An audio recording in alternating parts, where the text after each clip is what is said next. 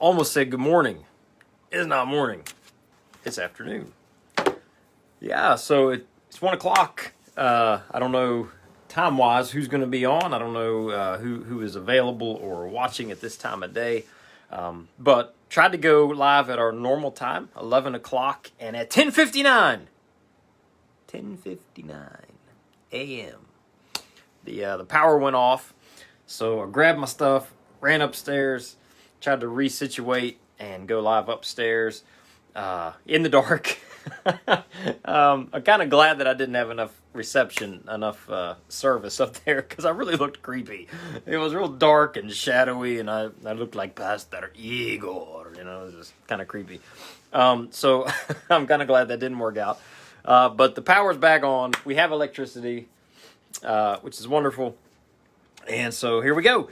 It's 1 o'clock, not 11 o'clock, but we are doing our Going Deeper live stream. So I want to say good afternoon to everybody. Happy Monday to you. Just as a little side note, as we're waiting for people to come on, some will be watching this later.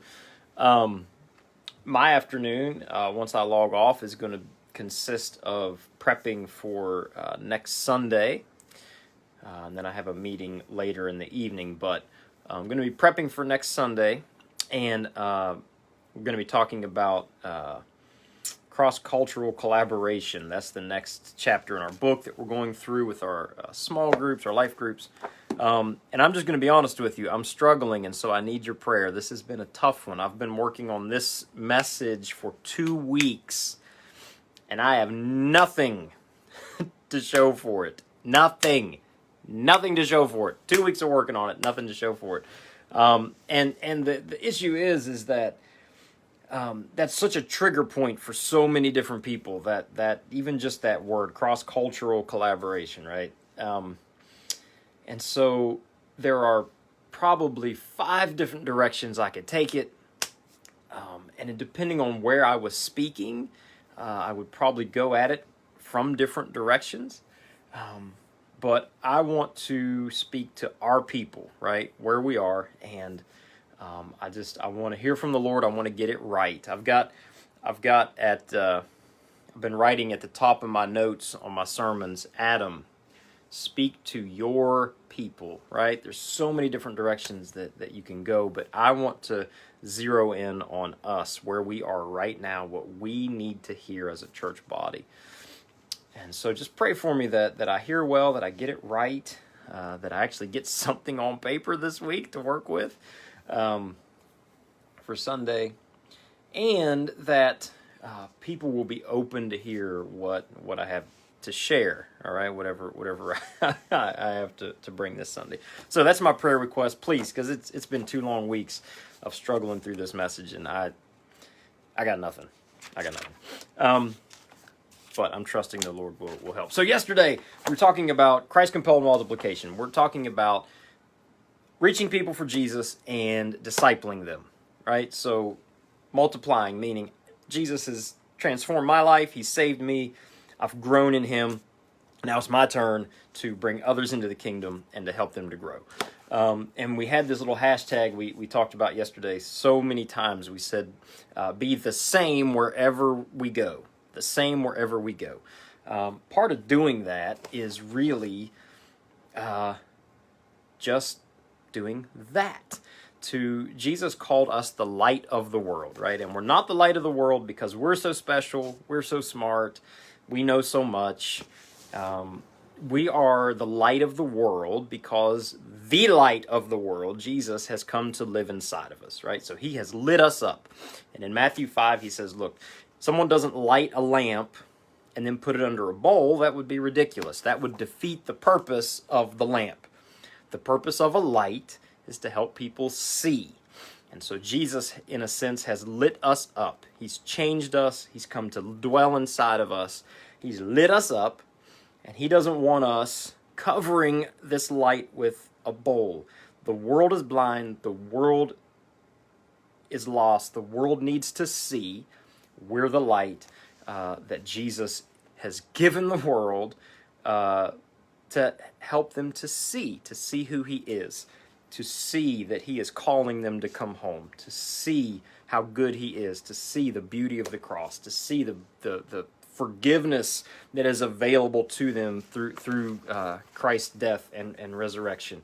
So, we're the light of the world, and the way that we live that out is to be the same wherever we go. And one of the things we said yesterday was, like, if you would do it in church, then do it out of church.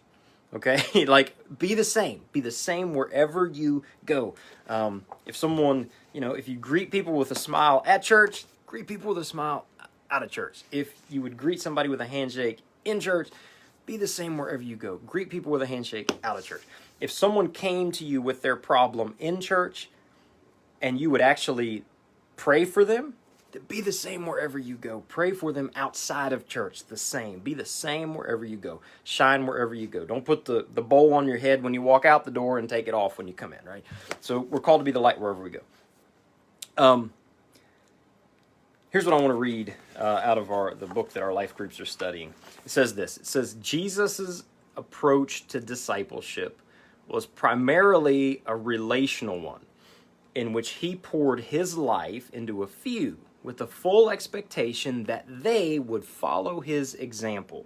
So he poured into a few, and he was teaching them to do the same, to pour their lives into individual people, right? Bring them into the kingdom and disciple them, raise them up. His aim was not merely the transmission of information, but of transformation, the transformation of lives by empowering those who followed him to do what he had been doing. So his mission is now our mission. We believe this redemptive movement of multiplication applies to every believer and should permeate our culture at every level. The found reaching the lost, disciples making disciples, leaders developing leaders, churches planting churches, and movements birthing movements. It's powerful stuff. So the way we do that is we shine wherever we are. We be the same wherever we go. Often when we think about evangelism, reaching the lost, discipling others, the first place our brains go, we've kind of been trained like this in Western church at least, in American church, is big programs and big events through the church. And one of the things we said yesterday was it's easy to go that route because it feels much safer, right? When you're having a big outreach event through your church, it feels a lot safer. You can disappear in the crowd. You can, it feels safer to have the church, the institution, right, do this outreach, and you sit at a booth and hand out a hot dog and trust that the event is going to minister to people and bring people to Jesus. It's easier to sit behind a booth and hand out a tract or an invitation and trust that to do the work, where you kind of stay in the background. It doesn't feel so scary. You're not so involved, right? You just kind of let the machine do the work. And I understand that. I totally get that. And there's value in that. Those big events, there's value in that.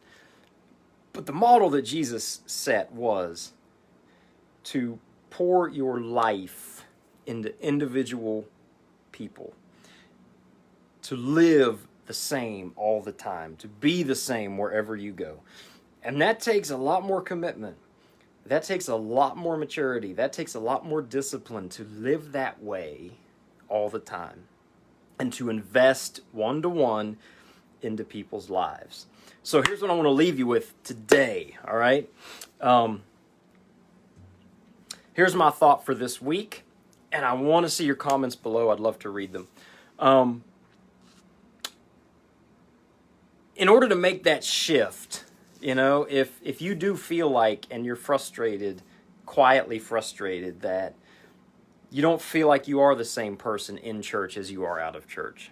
You feel like maybe when you leave church, you kind of do put the bowl on your head, even if it's only halfway. There's a lot of Jesus stuff that you keep in when you're out of church that you let out when you're in church. If that's you, if that's where you are, and you're like, man, I want to make that change. I want to do this. Like, I want to start being the light wherever I am. I want to start being the same wherever I go. Here's my advice to you, okay? For whatever it's worth, here's my little bit of pastoral advice to you. It's this. I'm going to surprise you, okay? You're going to be shocked. Here it is. Don't make it so spiritual. Not everything has to be super spiritual. Hear me out. Here's what I mean. Some things like this is just a matter of obeying what you know to do and making small little changes along the way. You ever had a bad habit you wanted to change? Well, how do you do it? One little step at a time. You get through today. Whew, it's tough. Get up the next day. You get through the next day. Whew, that was tough. Wasn't as tough as the first day. Third day, you get through half the day and you messed up. Does that mean all is lost? No. No. Back to the drawing board. The next day, you get through the day. All right. The next day, you get through the day. The next day, the next day, the next day, the next day. And eventually, you have formed a new habit, a new way of living. Then that becomes your norm as opposed to what used to be your norm. When you're thinking about making that change and being the same wherever you go and being the light wherever you are, don't think that you have to wait for heaven to open and the Lord to just pour out this fire upon you before you can do that, all right? Just make little changes. Just make little changes. So today, Monday, wish I could have told you this earlier in the morning, but today, Monday, do something different that you normally don't do. Be aware of it. Make a change. One change. Little change. If you go to the store and you never talk to the cashier, talk to the cashier. Smile at the cashier. Talk to the cashier. Engage the cashier and ask them how they're doing. Okay? If at work, you never ask your coworkers how they are. You just go straight to your cubicle and you're in the zone. Ask them how they are. Make one change.